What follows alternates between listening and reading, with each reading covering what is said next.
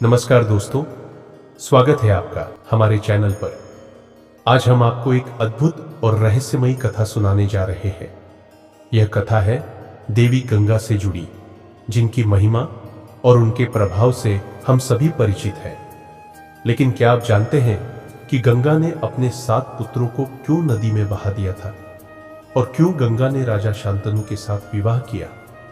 इस वीडियो में हम जानेंगे गंगा के बारे में कुछ ऐसी रोचक बातें जो बहुत कम लोग जानते हैं। गंगा, जो हिंदू धर्म में सबसे पूजनीय नदी मानी जाती है, उनके बारे में अनेक पुराणों और महाकाव्यों में अलग अलग कथाएं हैं।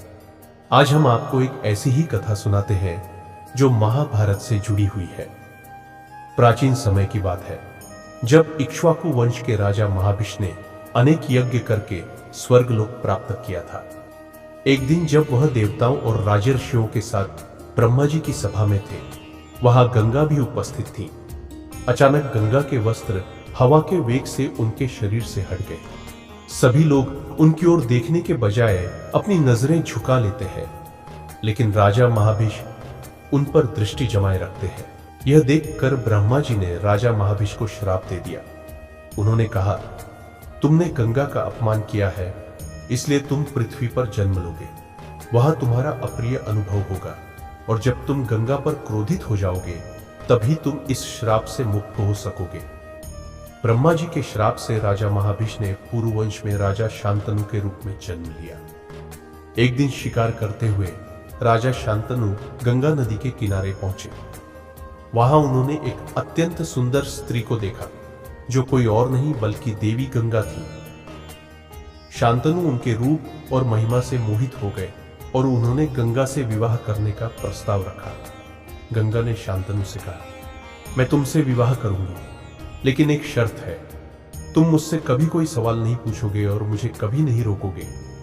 अगर तुम ऐसा करोगे तो मैं तुम्हें छोड़ दूंगी। राजा शांतनु ने उनकी शर्त स्वीकार की और दोनों का विवाह हुआ।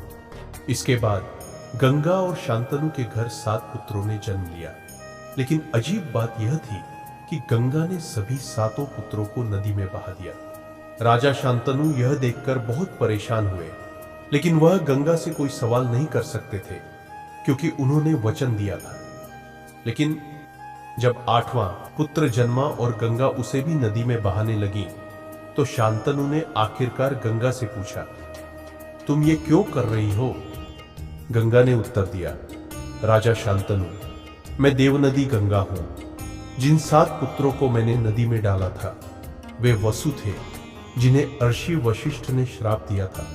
उन 7 को मुक्त करने के लिए मैंने उन्हें नदी में प्रवाहित किया, और अब 8वें पुत्र को लेकर मैं जा रही हूं, क्योंकि आपने मुझसे सवाल पूछा है, इसीलिए मैं अब तुम्हें छोड़ रही हूं। इसके बाद गंगा अपने 8वें पुत्र को लेकर नदी में लुप्त हो गई।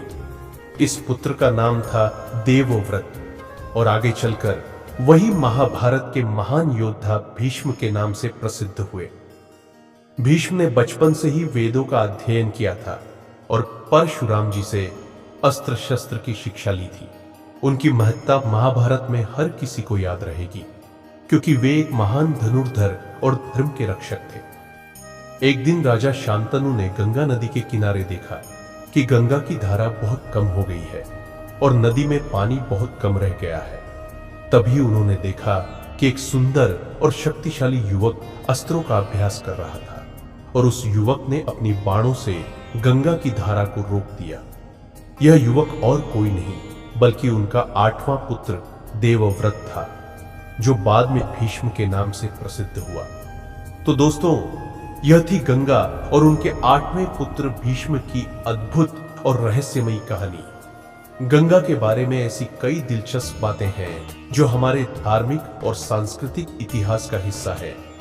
अगर आपको यह कथा पसंद आई हो तो इस वीडियो को लाइक और शेयर जरूर करें। साथ ही हमारे चैनल को सब्सक्राइब करना न भूलें, ताकि आप ऐसी और भी रोचक कथाओं का आनंद ले सकें। धन्यवाद। जय गंगे।